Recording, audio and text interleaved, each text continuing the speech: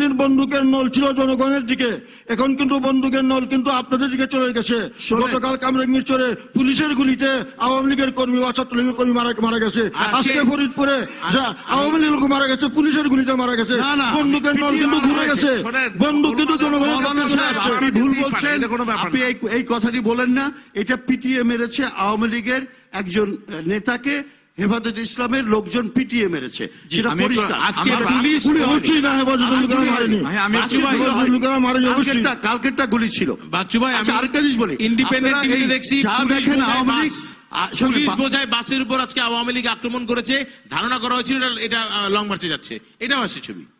আসলে পুলিশের বাস ছিল, এটা পুলিশের বাস ছিল। এইখানে আমি একটা কথা বলতে চাই, গতকালকে একটা ছাত্রলীগের কর্মী বলেছে যে পুলিশকে ছাত্রলীগ বলার পরেও তার পায়ে ঠেকায় গুলি করেছে পুলিশ।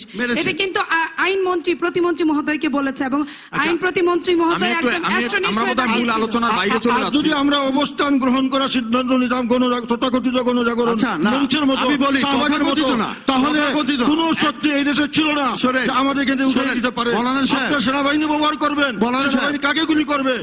আপনারা দেখেছেন, আপনারা পৃথিবীর ইতিহাস দেখেছেন, কোন সরকার যখন জনগণের দিকে তাক করেছে, হাজার মানুষকে মারার পরে একসময় বন্দুক সরকারের দিকে ঘুরে গেছে। এক সময় কিন্তু বন্দুক জনগণ থেকে সরকারের দিকে চলে যায়। এরশাদ সাহেব ক্ষমতা থেকে কি করে গেলেন? যখন সেনাবাহিনীর সহযোগিতা চাইলেন, সেনাবাহিনী বলল আমরা কিন্তু আর জনগণের প্রতি গুলি ছুটতে পারবো না। তখন এরশাদ সাহেব উনি ক্ষমতা ত্যাগ করতে বাধ্য হলেন। কাজী আমার মনে হয় পুলিশ বাহিনী, আইন শৃঙ্খলা রক্ষাকারী বাহিনী, তাদেরকে তাদের নিজের গতিতে তাদেরকে চলতে দেওয়া উচিত। এবং আমরা ইসলামী আন্দোলনকারীরা, বিশেষ করে হেফাজত, বাংলাদেশ খেলাফত মজলিস, আমরা এই নিশ্চয়তা দিতে পারি আমরা কোন ধরনের নাশকতা। আজকে স্বরাষ্ট্রমন্ত্রী মহোদয় হেফাজত ইসলামকে ধন্যবাদ দিছে এই সহিংসতা না করার জন্য। আমরা ওনাকে ধন্যবাদ দিতাম যদি উনি আইন শৃঙ্খলা কারেক্ট, কিন্তু এই বিশাল মহাসমাবেশ যদি সেখানে বসে পড়তো তাহলে দেশের পরিস্থিতিটা কি হতো? আমি এই জায়গায় যে অত্যন্ত সচেতন ভাবে আমাদের চাপ ছিল, আমাদের কর্মীদের থেকে চাপ ছিল যে আমরা এখানে অবস্থান করব অনির্দিষ্টকালের জন্য, আর না হয় অনির্দিষ্টকালের জন্য হরতাল হবে। আমাদের নেতা অত্যন্ত উপরের লোক। কেউ কেউ বলে, আপনি মাইন্ড করেন না, কেউ কেউ বলে আজকে এত বড় সমাবেশের পর আপনারা যদি অবস্থান নিয়ে বসে না পড়ে এই যে চলে আসলেন, সরকারের সাথে আর কোনো আঘাত হয়েছে নাকি? অবশ্যই না। আমাদের নেতা দুজনেই চিন্তা করেছেন যে এই দেশের 10 লক্ষ ছাত্রছাত্রী, তাদের পরীক্ষা, 10 লক্ষ ছাত্রছাত্রীর পরীক্ষা তাদের মাথার উপরে।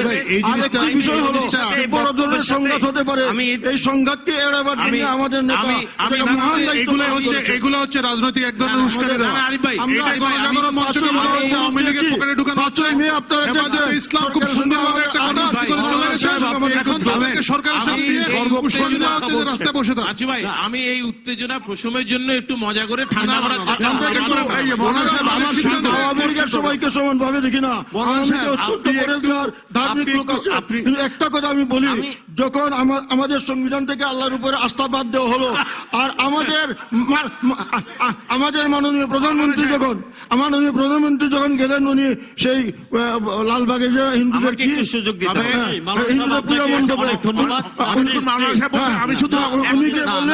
উনি গিয়ে বললেন মা দুর্গা, আমরা জানি মা দুর্গা যখন আসেন তখন উনি বরকত নিয়ে আসেন। এই দেখেন আমরা ফলে ফসলে বাংলাদেশ। আমরা মনে করি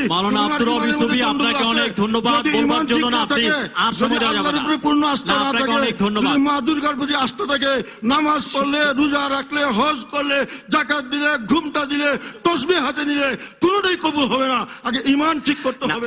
অনেক ঈমান আছে।